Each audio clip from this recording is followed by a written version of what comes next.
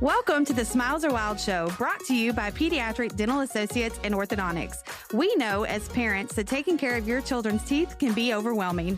That's why every week we will bring you educational content to encourage and empower you. Thanks for joining us.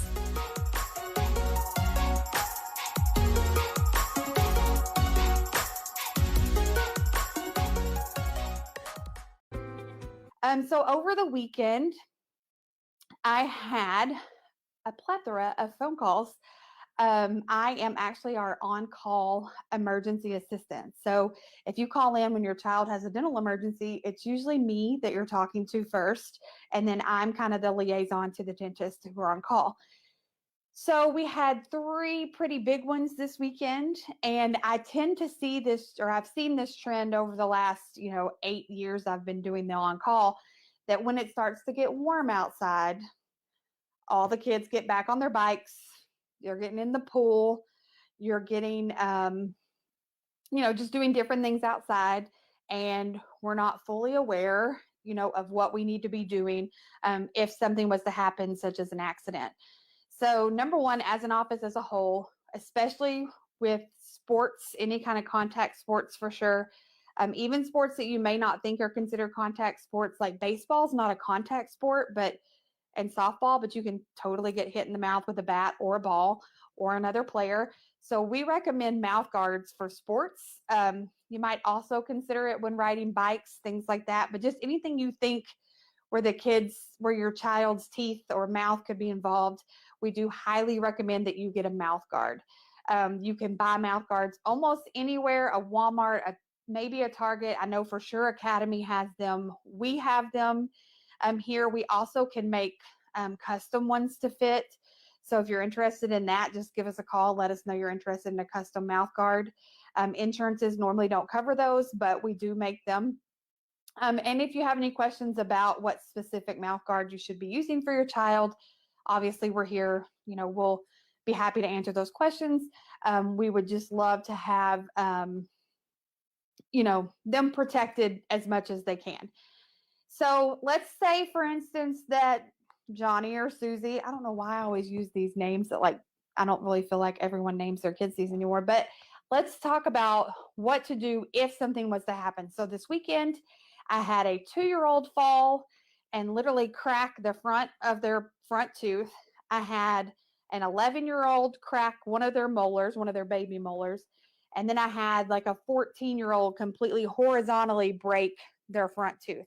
So all these things happen. These kids were on bikes. One was on a bike, one was on a scooter, and one was just getting up out of the pool. And as they came up, they hit their mouth. So all these things are things that are technically considered accidents, can't always technically be prevented, but they are things that happen. In all these cases, the parents knew to contact the dentist. They knew to call us, let us know what was going on. And all those things will tend to prolong the health of that tooth. So the 2 baby teeth that got cracked, we did end up having to extract those. And that is just because the nerves were exposed. And so eventually that tooth would end up getting an infection or causing a lot of pain. Also, there are, on the child who broke their permanent tooth horizontally, we just have to attach more material, things like that. But they will be dealing with that, until they're fully grown, and I'll go over those things. So today we're just going to talk about what to do if you have a dental emergency and what the difference is in a dental emergency and a situation that may just require an office visit. Dental emergencies can occur in all places, and it is wise to know how to respond in these situations to provide the best oral mouth care for your child. So there are 2 things that we get calls for. So there's a true dental emergency, which is the things I described just a few moments ago: cracked teeth, broken teeth, teeth that have come out of their mouth. So if they have a permanent tooth that has come out of their mouth completely, that's called an avulsed tooth. And those need to be seen immediately. Anytime their tooth fully comes out of their head, you need to definitely be contacting us. And the broken teeth can cause a lot of pain and sensitivity, and over time can actually cause infection. So We just want to make sure that you understand that those things are, swelling, pain, anything like that, you can call our emergency line. It's just our regular phone number, which is 479-582-0600. I do recommend you go ahead and put our number in your phone just in case you're in the middle of the emergency. You can just hit dentist and it'll get to us. We can only take emergency calls for patients who are considered existing patients. So it'd be patients who are of record who have been seen in our office at least one time. We will call you back within an hour, and we'll kind of just triage it over the phone, see if it's something we can just do like a Motrin or a Tylenol for, or see if they need to be seen. So this weekend, I had several other calls, but those 3 actually had to be seen. So we do always have dentists on call. And sometimes, depending on the situation, the dentist is going to say it can wait till Monday. Just know we always make the best call that we can by triage, and we'll go from there. So the other thing that we're going to get into more of the pain and everything like that, but I would say the most common phone call that we get with parents, I wouldn't say in a panic, but that seem concerned, are when a permanent tooth is coming in behind a baby tooth. So this is actually not considered technically an emergency, and it's actually common. It's not normal per se, but it is a common occurrence. And, we want to make sure that we're seeing them in a timely manner, but it's not something where they have to be seen the next day. A lot of time, or the day of, or the next day. A lot of times we'll encourage you to have them start wiggling on their baby teeth to try to get them loose. And then after a couple of weeks, if they're not coming out, then we'll bring them in and try to get those baby teeth extracted so that the permanent teeth can come in. Then, that, like I said, that is one of the most common that seems to be more urgent on the parent side, which we understand the concern there. But as a dental office, and what we recommend, as far as our recommendations are, that's completely normal.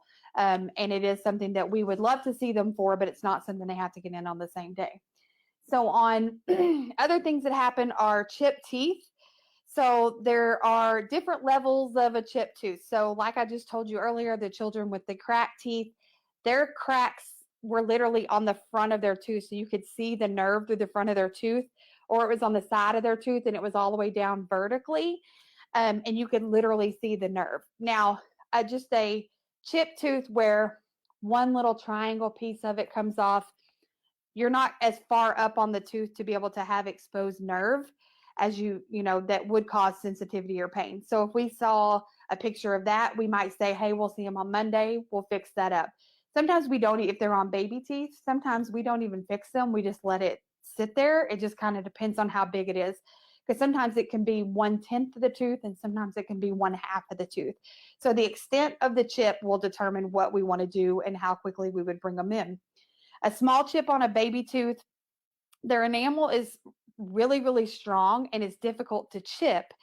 So it's not that it's any bigger deal, but it's just not a permanent tooth. So it may be delayed until Monday. We would instruct you to give medication, and we would talk to you about all the parameters that go in with that. Okay. A chipped permanent tooth, we always want to see your child, but it just does not always warrant an emergency unless the nerve is exposed or there is quite a lot of bleeding with that. So again, if you were to call me and say Johnny is 17 and he just chipped his front tooth, first thing I'm going to say is, can you send me a photo? You're going to send a photo, and we have a way to make that HIPAA compliant. So I would talk to you about that. And then we would assess that. So I would talk to the dentist. We would look at the tooth, see what's going on. A lot of times we need to see inside that tooth. And for these front teeth, they don't really have, it's not like a molar. You can't just see down in it. But if you get a photo of it from up underneath it or over the top of it, then we can see inside the tooth and we can kind of determine from that framework whether or not the nerve is exposed. Excuse me. Again, it's just kind of it's a case by case basis, which is why we offer the emergency line. Okay. When a nerve is exposed in a tooth, a great deal of pain and discomfort occurs. This is actually considered an emergency and should be dealt with right away. So they're not going to be able to eat and they're almost not going to be able to talk. If their nerve is exposed, they're going to say the wind and the air is hurting their teeth. That means that they're having some nerve exposure issues and they're having some extreme sensitivity to that. So that's another clue that you can look for to decide whether or not it's a true dental emergency or not. Then, there's also just general pain and swelling. So we get a lot of phone calls about that, that your child is having just pain with a back molar or a front tooth and it's been ongoing. And on those, normally we'll ask, is there any swelling or any visible signs of a cavity? And again, we'll triage you through that. And again, most of the time that can wait till Monday. If you call us and you let us know that the child is experiencing swelling with that tooth, it is going to be determined on the amount of swelling. So if they just have a little bit of puffy gums around the tooth, that could be from a cavity. It could be from not brushing correctly. It could be they got food stuck there, any of those things. If you start to see the gums swell and they're going into their face area, so their cheeks are looking puffy or their eye is starting to puff up, or, you start seeing swelling on the outside of the face, those are going to be more of the ones that we would consider a possible abscess or infection to that tooth. And so again, we would triage you through that. Do we need to put them on antibiotics? Do we need to send you to the hospital? Anything like that. If you were to call me and say, and we have had this happen, that your child has some untreated cavities, and they have untreated cavities, and their face is swollen like a really big knot in their jaw, or maybe their eye area is super puffy and maybe even starting to swell shut, we would definitely direct you to the emergency room, because as dentists, we cannot administer things like IV antibiotics or anything that would be injected through a syringe. And so we would like for a medical professional to make the call of how severe is this infection and what medications should be done for that, because we feel like an oral antibiotic in some of those moments is not going to work fast enough. So, when we get those phone calls, I always try to prep the parents and let them know that, we're sending you to the emergency room, but this is why. I don't like to send parents into a panic because it can sound kind of, serious at that point. And it is, but that's the reason why we can't really address it. Now, if it's during the week and we're open, we would look at them and we would try to decide what we need to do. Sometimes those get referred directly to the oral surgeon's office and we get those teeth taken out on the same day. It just all kind of depends. Most of the factors that I'm referring to in this particular talk are regarding anything that's happening after hours. So after hours or over the weekend. Let's see. Again, we're just going to go over this. A true dental emergency is when we get an avulsed permanent tooth. This is where a permanent tooth has been completely removed from the mouth. In this event, it is important to get this tooth treated as quickly as possible. The best way to try to save the tooth is to attempt to put it back in place until your child can see the dentist. So that's, one piece of it is if you're at a baseball game and your child gets hit in the mouth with the ball or the bat, and the permanent tooth comes completely out, you want to try to find the tooth and get it back into their mouth as quickly as possible. Okay, so there'll be a socket where the tooth came out and you literally just want to try to pop it back in there. And that gives it its best chance to survive. There are a lot of things that come along with all of that, and that there'll be some other dental work to have to be done. The lifetime of that tooth, will be determined by how quickly we can get it back in their mouth. All right. Again, going back to chipped teeth, specifically referring to permanent teeth, if they were to come in with a chipped permanent tooth and we had to repair it, and say they're 9, 10 years old, they're going to be dealing with that chipped tooth until they're an adult. So we won't do any kind of veneer or permanent solution for that tooth until they are fully grown, because it doesn't make sense to keep having them come back as they're growing and having to fix those things. But in some people's chip repair lasts them forever, and some it doesn't, and it will come off, recurring times throughout their childhood, and you keep having to come back in to get it put back on. And that's just a piece of it. It's just part of the process. But we do try to talk to you about all that. I don't expect you to remember this for if your child chips their tooth that they're going to have to deal with it. But we talk you through that. We follow that too through the lifetime of their appointments while they're our patients, and we talk to you about what they need to do once they're fully grown. Let's see if there's anything else. One thing I do want to reiterate here, if we have any teachers watching, we're going into Teacher Appreciation Week, and we know that a lot of times teachers spend a lot of time with your children. So we want to make sure to encourage teachers that if a child is complaining of pain, or you see some slight swelling or anything like that, or if the child comes up and says, my tooth is hurting, that, you send a note home with mom or dad letting them know that the child did complain of pain.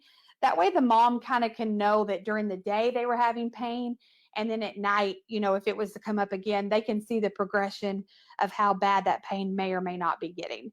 So as a teacher, we know you deal with a lot. We know you have a lot going on, but we just want to make sure that if you have a child that comes up and says that you do make the parent aware. And if you don't have time to do that, have them go to the school nurse, have them call mom or dad, and let them know. If they're older, you can say, hey, make sure you tell your mom or dad when you get home, because we want to make sure that they're that they feel comfortable coming to you with something, but we also want to make sure that the parent is also, or the caregiver is also being notified of that, so that they can know how often they've been complaining, so that they can make a judgment call of whether or not they need to call the dentist to get them put in. Again, thank you all for listening today. We really appreciate it. We look forward to seeing you next time. Thank you. Bye. Thank you so much for watching. Make sure to subscribe and go visit us on SmilesAreWild.com.